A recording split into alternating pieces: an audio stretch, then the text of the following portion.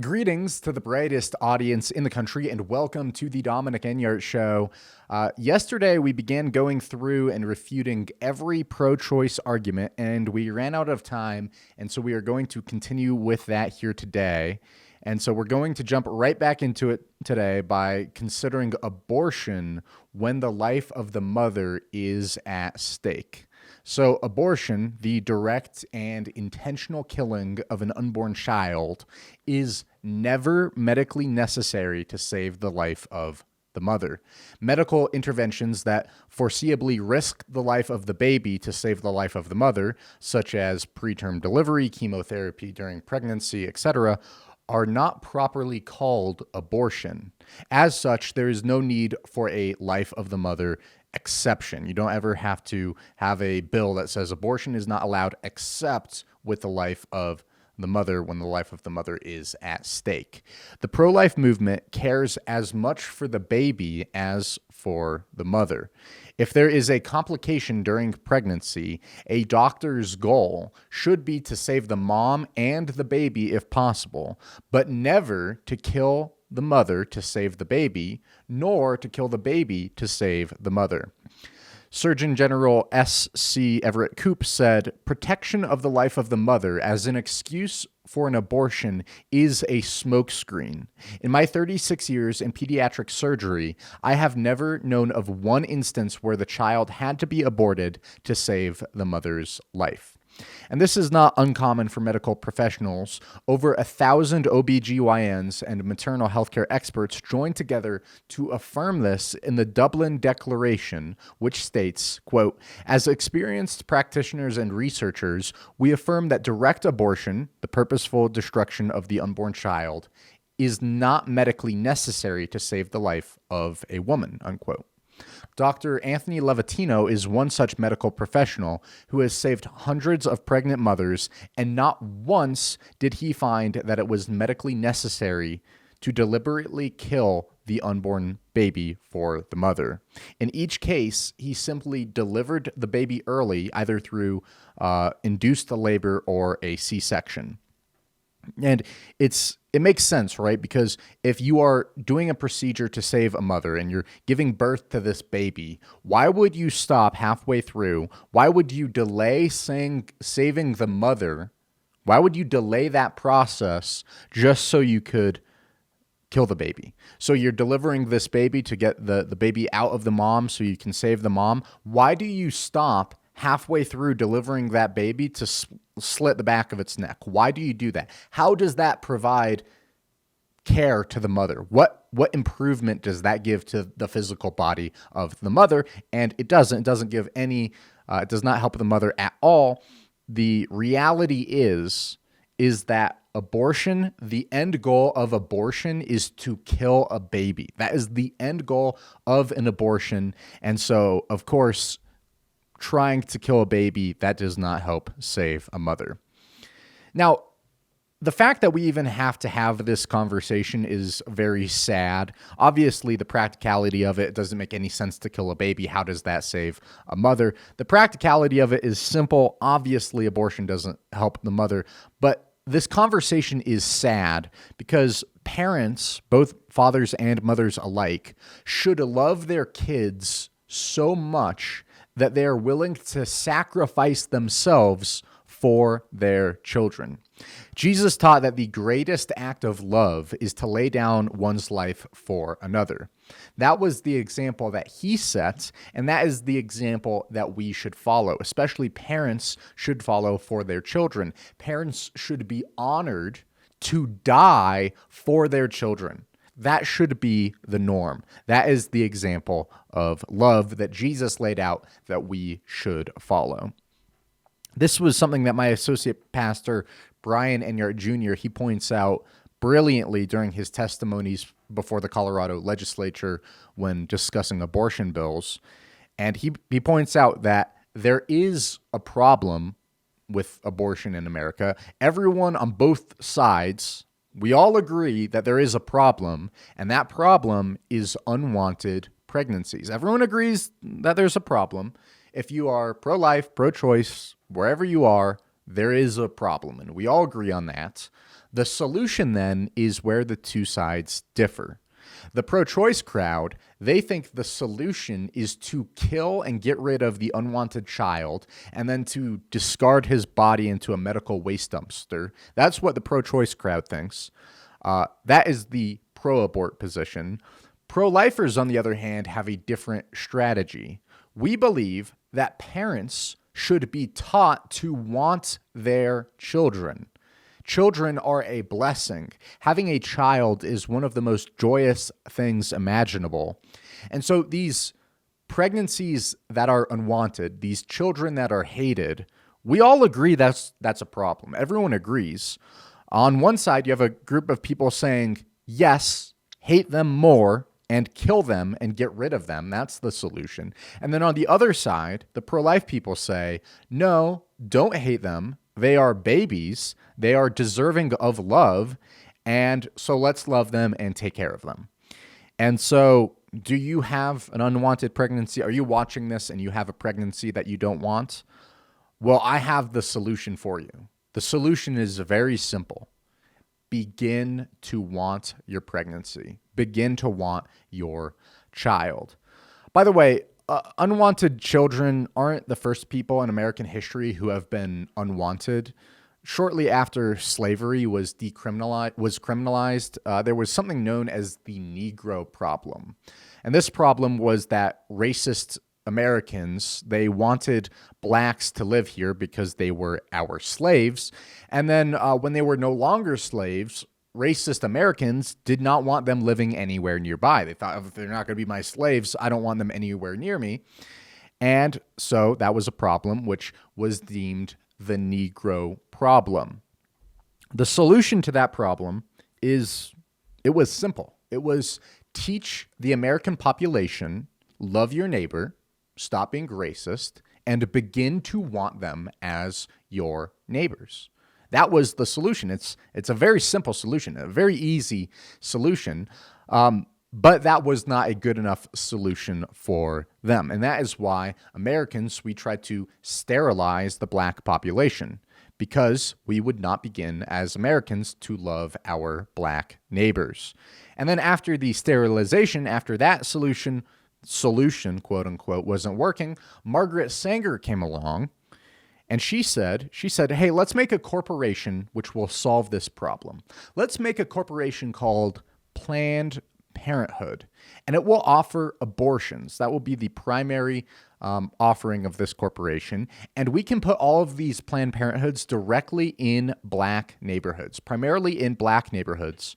By the way, Margaret Sanger, the founder of Planned Parenthood, she was infamous, I should say, for speaking at KKK rallies. That was perhaps you could say a favorite pastime of Margaret Sanger. Regardless, Margaret Sanger said we can put these Planned Parenthoods in black neighborhoods so they can all kill themselves off. And that was her solution to the Negro problem. And that is why there are, to this day, Planned Parenthoods that are still primarily in black neighborhoods. If you are curious about this, just figure out what is the closest Planned Parenthood to you and just see, coincidentally, if it's in a black neighborhood. I know the closest Planned Parenthood to me, well, there's one that's an office. It's an office building just where they do paperwork. But the closest one that actually performs an abortion, it's in a black neighborhood. And so if you are curious, just Google Planned Parenthood, see the one that's closest to you, and just take note if it's in a black neighborhood. It's scary that they basically always are. And this is the same reason, Margaret Sanger doing this, this is the same reason that there are more black children aborted than born today in New York City.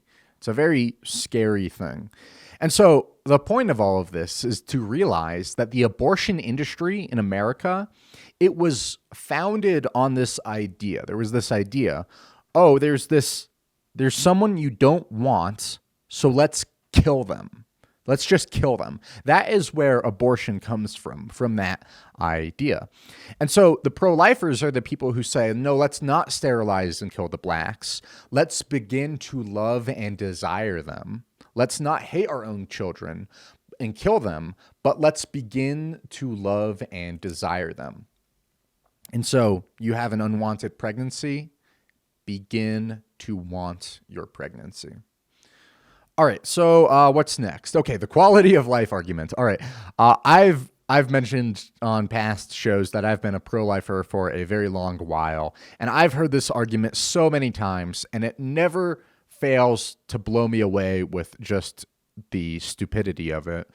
A pro-choicer attempting to cope with the sin of abortion, they might say these children who are being born, who would otherwise be born, they will have such awful lives. They will be born into poor families. They'll probably have to be put up for adoption.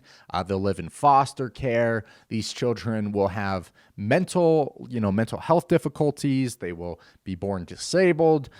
They won't have as many opportunities as other more wealthy children, et cetera, et cetera. And so it would be better, it would be more merciful to these children if we just aborted them instead. If we just killed them instead, that would be the more merciful and kind thing to do. I remember one time I was doing some street ministry and I had a crowd of people around me and I was preaching to these people and they were asking questions and arguing. And one of them, he made this exact argument. And when he made this argument, his friend got extremely angry. His pro-choice friend heard this argument that he was making as a pro-choicer, and she got angry because she was a gal who was raised in the foster care system. And in that very moment, she switched, she changed on him, and she became pro-life. This argument that he made was so terrible and so atrocious that this gal, she changed her mind on abortion just because it was so abhorrent. And see, since she was raised in the foster care system, what she heard was, it would be better for you if you had just been killed as a baby. That would be better for you than having lived the life that you did. And the reason that it seemed that way to her is because that's exactly what he said. That's exactly what he said. Only the worst people alive are able to genuinely believe that murder is compassionate. You have to be the worst person on the planet to believe that murder is compassionate.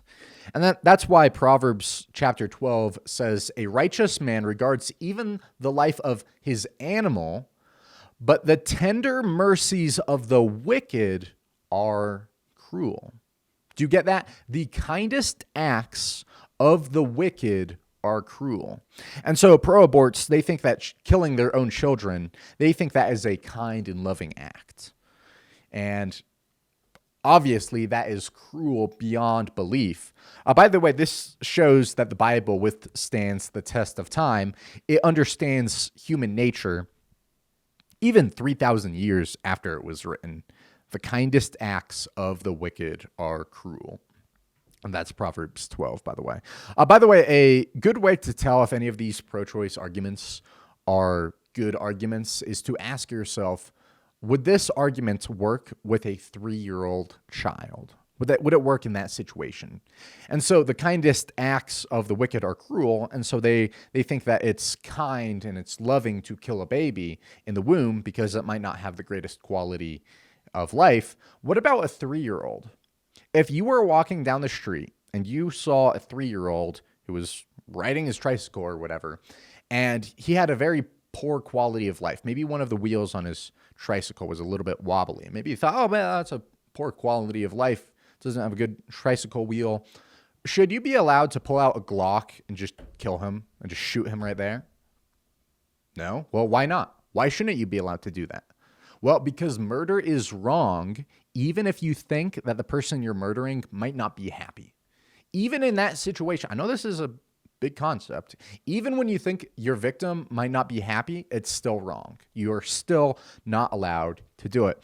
Now, did you know, if you watch a lot of true crime, you might know this, that most psychopath murderers, when they are being interviewed on, why did you do this? Why did you kill your friend? Why did you kill your mother or whatever, whoever it was?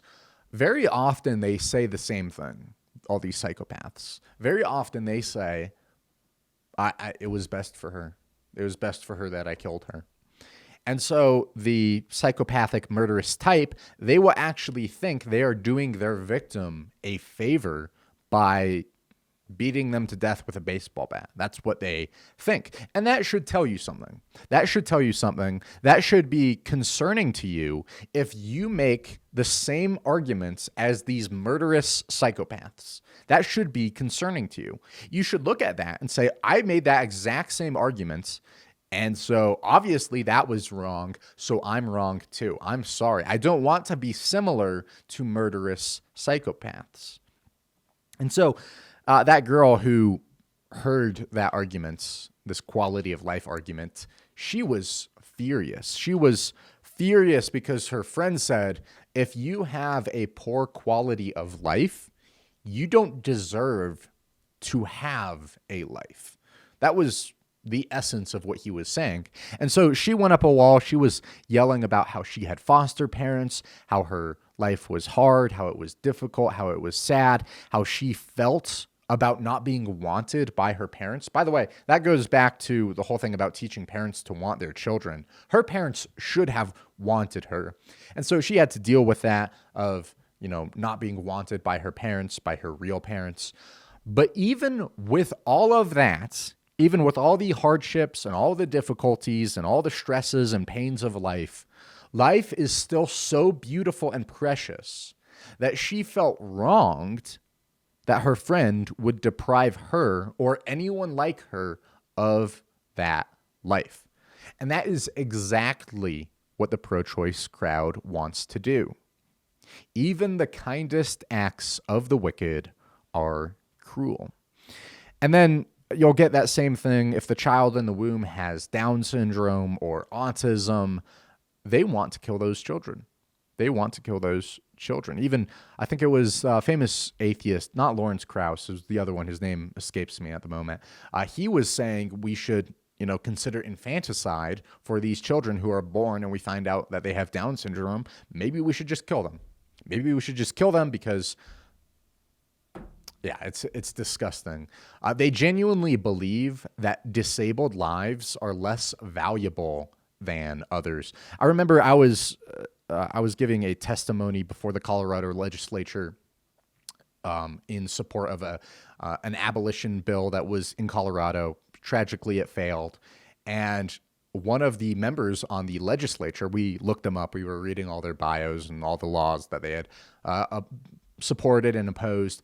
And I noticed that one of the liberals on the panel, he was disabled and he goes everywhere in a wheelchair. His name was Representative Ortiz, David Ortiz.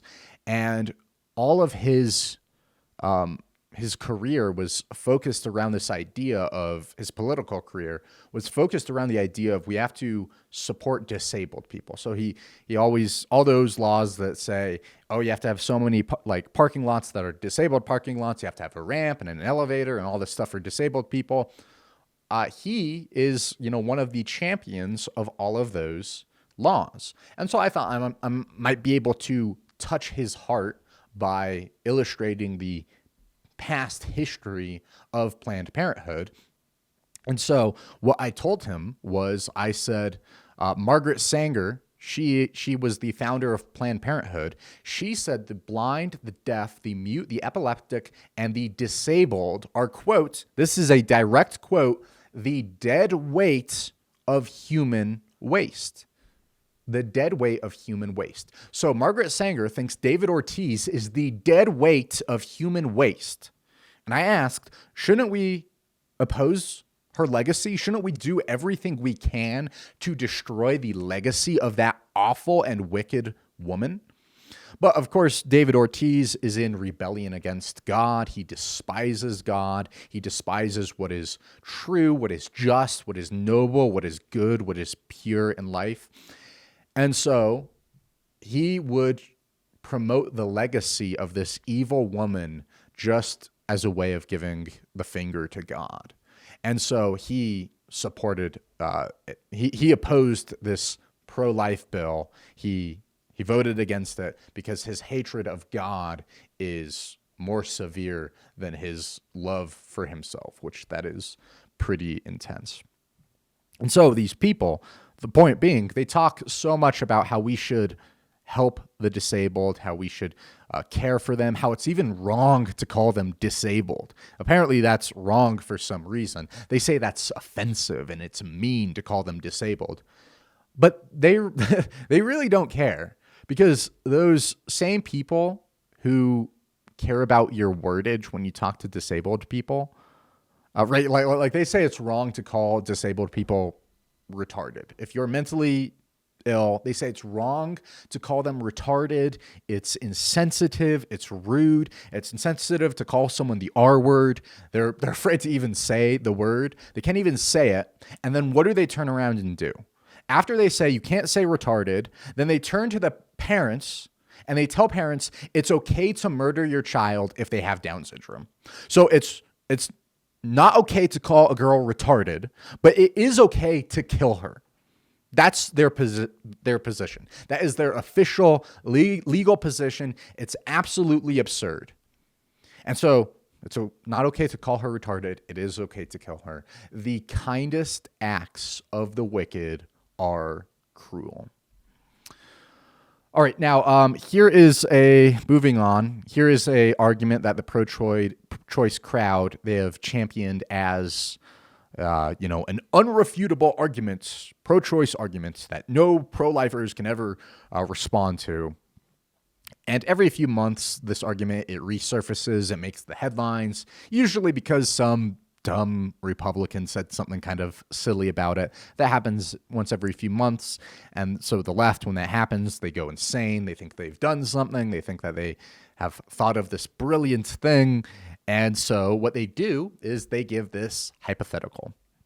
They say, okay, let's say you're in a fertility clinic, right? And it catches on fire. And in this fire, in one room, there's a box of 1,000 frozen fertilized embryos. And in the other room, you hear a little girl who is crying. Now, you can only save one or the other. Why can you only save one or the other? Who knows? Maybe you have a Frappuccino in one hand. Who knows? Doesn't matter. You can only save one of them. Which one do you save? Do you save the box of 1,000 embryos, or do you save the little girl who is crying? And typically people, even pro-life people, will say, well, I would save the little girl. That's what I would do. And then the pro-aborts say, you hate those embryos and you want them to die, and you don't believe that they're actually alive. You don't believe that they are actually human. And so that is their foolproof argument that no one can rebut. No pro-lifer can rebut, except with the unfortunate fact for them that every single pro-life person alive can rebut this argument and refute it. And I have many rebuttals that I want to get through here. Number one, the first time I was given this argument, it was by a pro-choice activist in Denver. We were attending the Women's March. It wasn't the year that Donald Trump was elected. It was the following Women's March after that. And I had this pro-choicer. He came up to me and he gave me this arguments. And my initial gut reaction was, well, I would save the 1,000 fertilized embryos. That's what I would save. That was my gut reaction. I'd save them. And so that was my gut reaction. And so their premise is flawed to begin with, that no, not every single pro-lifer would save the little girl. Some might save the embryo. I would probably save the embryos. Number two, just because someone in the heat of the moment, no pun intended, saves one person instead of 1,000, that does not mean that the 1,000 people have no value. You see, value is not determined by someone's split-second decision-making. We have value because God loves us, God values us, and we are made in His image. Number three, there's the famous trolley problem. You've probably heard of the famous trolley problem. There are 5 workers on a track and a trolley is headed towards them. It's going to kill them. But you can flip a switch and then that will divert the trolley off that track away from the 5 workers and onto another track where it only hits one person. Do you flip the switch? And it's just an interesting philosophical question. People think about it. And regardless of your decision, whether you choose to not do anything and let it hit the 5 people or flip the switch and let it hit the 1 person, that does not make you guilty of murder. It's just an interesting philosophical question. That is all it is. And no matter what you choose, both the 1 worker and the 5 workers, they're people. It doesn't matter what you choose. All 6 people are still people. They don't cease to be people just because you make a decision. Even if you make the wrong decision in that situation, even if you make a decision which you think is wrong, that doesn't mean that people cease to be people. It just doesn't mean that. And the same is true here. The same is true in this burning building with this fire. Just because you choose one or the other does not mean the other is not a person. So if I choose the 1,000 frozen embryos, that does not mean that little girl is not a person. If I choose that little girl, that does not mean the 1,000 frozen embryos are not people. Number 4, sometimes I might, depending on the situation, I might actually choose the little girl regardless of who or what is on the other side of the room. If there are 1,000 full-grown strangers that I could save in one room and my little cousin is in the other room, very likely I would choose to save my little cousin over the full-grown adults. My family is more valuable to me than random strangers. One of my family members is more valuable to me than 1,000 full-grown strangers. And, that might sound rough, that might sound harsh, but it's the truth. I value my family more than I value basically anyone. I value my family and my friends way more than I value strangers. And because I chose to save a family member, is that somehow an intellectual admission that I think all these other full-grown adults are not people? Is that what that is? No, not at all. It's just saying I value my family more than these other people.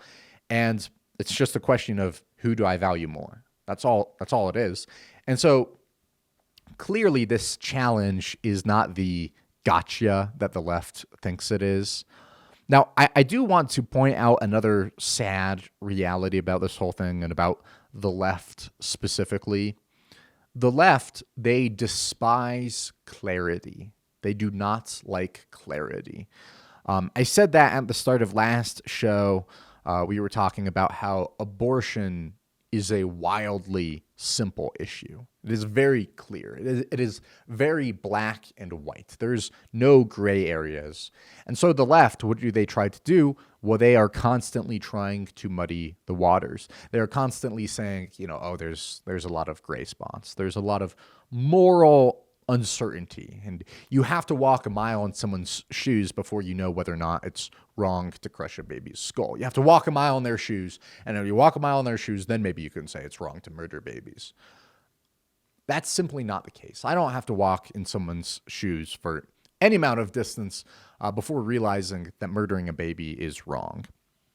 And so the issue, it's very clear. It's very simple. It's very obvious. It's not a confusing issue. Murdering a baby is wrong. Abortion is wrong because it's a baby, and it's always wrong to intentionally kill a baby. So this argument, this hypothetical, it's a perfect example of that. They tried to take this insane situation that will never happen to you, this insane, high pressure, high stress, intense, fast paced, error prone, mistake prone situation. And they ask you a question about it.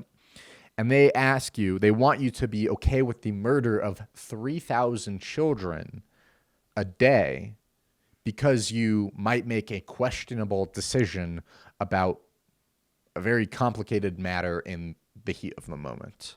And so that's what the left does. They cannot stand clarity. They cannot stand sitting down for 20 minutes and thinking through an issue. They cannot understand simplicity. And the reason for that is that very often the most simple thing is the most true thing. And they are enemies of the truth. They are enemies of the way, the truth, and the light. And so they cannot bear that at all. The left cannot bear the simple truth that there is a God who is going to hold them accountable. They cannot stand the simple truth that God does not want them to murder babies and that they are flawed because they do murder babies. It's very simple. It's very true. Abortion is clearly abhorrence. Hey, that is going to do it for me here today. I am out of time. If you're on the YouTube channel, make sure to like, comment, subscribe, share this video. I would really appreciate that. That helps us out a lot. Hey, I will see you guys again next week. Remember that we do 5 shows a week here on kgov.com. On Mondays, we have the Bob Enyart Live Broadcast Classics. Tuesdays and Wednesdays is my show. Thursdays, we have Theology Thursdays and Real Science Radios on Fridays. Hey, I'm out of time. I will see you guys next week. May the Lord bless you, and may he make his face to shine upon you.